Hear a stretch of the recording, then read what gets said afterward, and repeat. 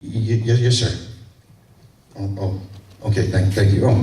Ladies and gentlemen, boys and girls, we have a very special announcement. We're going to have to interrupt this New England History Festival for a very special announcement. So right now, I would like to introduce to you the President of the United States of America.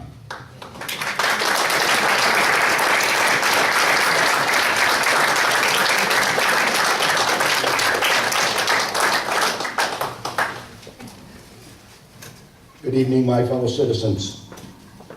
This government, as promised, has maintained the closest surveillance of the military buildup on the island of Cuba.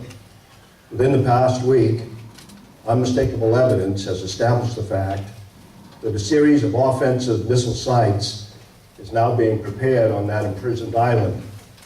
The purpose of these bases can be none other than to provide a nuclear strike capability against the Western Hemisphere. Upon receiving the first preliminary hard information of this nature last Tuesday morning at 9 a.m., I directed that our surveillance be stepped up. And having now confirmed and completed our evaluation of the evidence and our decision on a course of action, this government feels obliged to report this new crisis to you in fullest detail. The characteristics of these new missile sites indicate two distinct types of installations. Several of them include medium-range ballistic missiles capable of carrying a nuclear warhead for a distance of more than 1,000 nautical miles. Each of these missiles, in short, is capable of striking Washington, D.C., Panama Canal, Cape Canaveral, Mexico City, or any other city in the southeastern part of the United States, in Central America, or in the Caribbean area. Additional sites not yet completed appear to be designed for intermediate range ballistic missiles, capable of traveling more than twice as far, and thus capable of striking most of the major cities in the Western Hemisphere, ranging as far north as Hudson's Bay, Canada, and as far south as Lima, Peru. In addition, jet bombers capable of carrying nuclear weapons are now being uncrated and assembled in Cuba, while the necessary air bases are being prepared. This urgent transformation of Cuba into an important strategic base by the presence of these large, long-range, and clearly offensive weapons of sudden mass destruction constitutes an explicit threat to the peace and security of all the Americas, in flagrant and deliberate defiance of the Rio Pact of 1947, the traditions of this nation and hemisphere, the joint resolution of the 87th Congress, the Charter of the United Nations, and my own public warnings to the Soviets on September the 4th and 13th.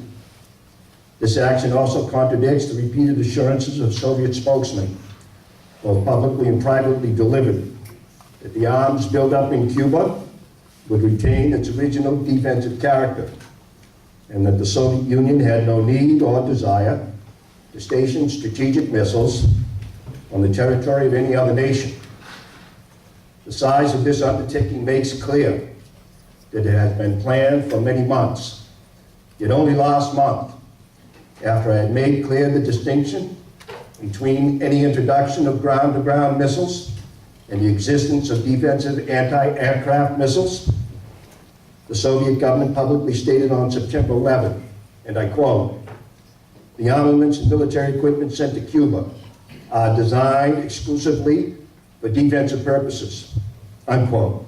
That, and I quote the Soviet government, "There is no need for the Soviet government to ship its weapons for a retaliatory blow to any other country, for instance, Cuba," unquote. And I quote their government, "The Soviet Union has so powerful rockets to carry these nuclear warheads that there is no need to search for sites for them beyond the boundaries of the Soviet Union," unquote. That statement was false. Only last Thursday, as evidence of this rapid offensive buildup was already in my hand, Soviet Foreign Minister Gromyko told me in my office that he was instructed to make it clear once again, as he said his government had already done, that the Soviet assistance to Cuba, and I quote, pursued solely the purpose of contributing to the defensive capabilities of Cuba, unquote. And I quote him, training by Soviet specialists of Cuban nationals in handling defensive armaments was by no means offensive. And if it were otherwise, Mr. Gromyko went on, the Soviet government would never become involved in rendering such assistance, unquote. That statement also was false. Neither the United States of America nor the world community of nations can tolerate deliberate deception and offensive threats on the part of any nation, large or small. We no longer live in a world where only the actual firing of weapons represents a sufficient challenge to a nation's security to constitute maximum peril. Nuclear weapons are so destructive and ballistic missiles are so swift that any substantially increased possibility of their use or any sudden change in their deployment may well be regarded as a definite threat to peace.